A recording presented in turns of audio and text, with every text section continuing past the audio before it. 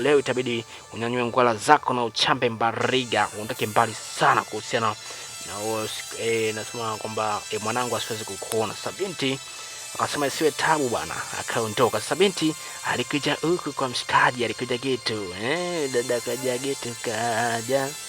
Sasa binti baada ya kufunga mlango nyumba kama ni chumba ambacho anakaa Haijo. Sasa angalia bwana, ndio kama Yuri. Alafu baada ya kufungua mlango alimkuta mtaalamu mzuri Haijo bana. Alafu ana kipenzi kibugta. Sasa alikuwa anafanya nini na huyo binti? Miche yenyewe. Sasa binti aliingia ndani mzee. Alimkunja. Nini hapo? Kwa hasira sasa binti alimkamata, alimshika. Mbele ya Yuri mzee. Binti anafanya nini mzee hapo? Kibo ni hatari, ni kitu cha ajabu jamaa. Naye akajigeleza wana, kumbe mzee binti kangangania pua mzee.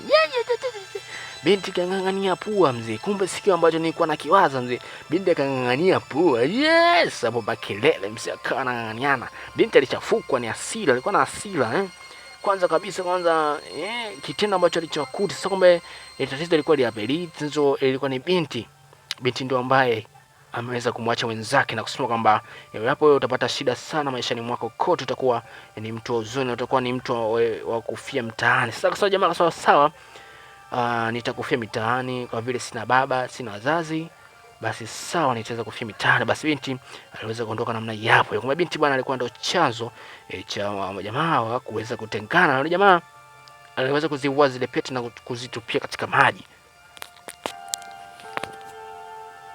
Sasa huyu Yuri baada ya kupoa kushauri anasema kwamba ni zaidi shairi kwamba wewe bado unampenda binti na binti bado anakupenda wewe. Sasa jamaa tukiendelea hapa baba binti kamng'ang'ania, lazima atoke na pua mzee. Sasa binti sasa Yuri akaja kukumbanisia, mwache. Alikuja kikombe kimoja kabote kwa nini. Sasa binti akawa anazidi kupandisha hasira mzee. Binti alichafukwa, binti alikula vidonge vya kichaa. Sasa kwamba hapo lazima nikung'oe meno. Sasa huyu binti huyu sasa Yuri alipigwa moja konzi na kwenda kujibonda kwenye kabati. Sasa baada ya muda kidogo ugomvi ukaisha. Ungelingoa meno, ungelingoa nywele binti. Sasa jamaa kamwashia fegi sigara binti, afa kampani yakavunja. Sasa watu wanaishija. Sasa jamaa kwamba yeye binti ulichokuta kile ndani usizanie ambavyo usizanie vibaya. Mimi na huyu bwana ni mtu na best friend wake. Sasa binti akasema basi sawa, naomba msamaha yapo basi jamaa akachukua binti akamwambia kwamba tuondoke hapa, itabidi tuelekee sehemu fulani huko. Sasa binti jamaa akamwambia kwamba kupenda kukutana huyu binti na binti jamaa akupenda sana huyu binti ampate, maana alikuwa anahitaji kuishi kivyake. Sasa binti akasema kwamba unampeleka wapi? Jamaa alikuwa ongea sasa kwamba tunaenda wapi? Nimekutafuta mpaka huko, nimekutafuta. Basi jamaa alikuwa taxi akasema kwamba binti ingia. Sasa jamaa akasema kwamba ashika ila mpeleke huyu.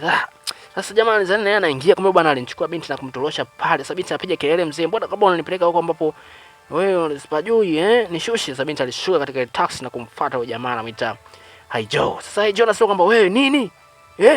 Sasa anasema kwamba nimekufuata hapa na hii yote sababu kwamba ninakupenda. Sasa jamaa anasema kwamba niache bwana, niache niishi na maisha yangu. Wewe fuata maisha yako na mimi niishi katika maisha yangu bwana. Wewe kuhusu wewe ondoka, nimeamua kukuacha rasmi. Mimi sikutaki na sikupendi.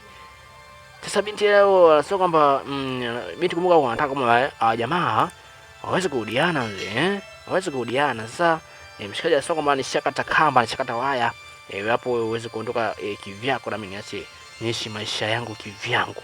Sasa nafikiria hapo itakuwaje mzee? Sasa mshikaji alikuwa na kiatu kimoja, nimvasha binti anasema vaa kiatu chako na kuchape mbariga mzee. Sitaki kukuona katika macho yangu. Itabidi uondoke. Sasa jamaa akaondoka namna hiyo, anamkacha binti. Sasa binti alipigwa moja na jabari la kichwa, nakumbuka mara hii akawa analia. Sasa binti akawa analia mzee, alikuwa anahuzunika sana, maneno ambayo ameweza kuambiwa na mtaalamu mzee mzima anamuita Haijo. Sasa Haijo anarudi nyumbani, Yuri nimeshamfukuza kale ka binti. Sasa anasoma vizuri, well, kazi nzuri. Sasa jamaa akaanza kujilaumu, Yuri unafikiri ambao nimefanya ni mambo mazuri kweli? Anasema kwamba wewe ni mpuuzi. Unamwambiaje, unafukuzaje mtu ambaye amekwambia kwamba anakupenda? Wewe ni mpuuzi, tena ni mpuuzi wa mwisho. Unaandika 0 baada ya kuanza, unasema unaanza namba 10 baada ya kuanza 0.